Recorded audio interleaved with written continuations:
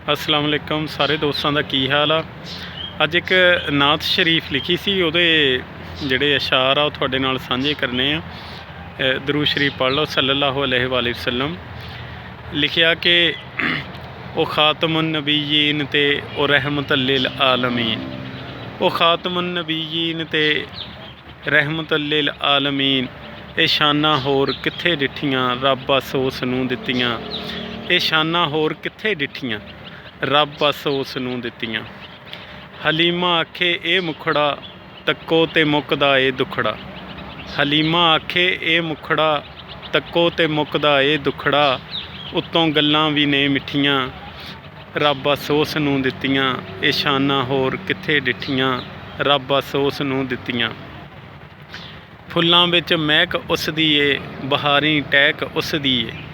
फुल्लां विच महक उस दी ए बहारी टहक उस दी ए। अदावां हुसन उस तों सिखियां।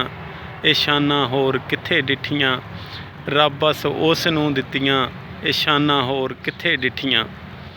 ते हशर विच ओ शाहे लौलाक आखणगे मेरा अखलाक।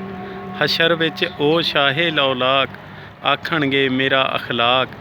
नातां जू रो मैं रो लिखियां। ये शाना होर कित्थे डिठियां रब बस उस नूं दित्तियां। ये शाना होर कित्थे डिठियां। ते राजी रहो, हसदे बसदे रहो, दुआवां च याद रखिया करो।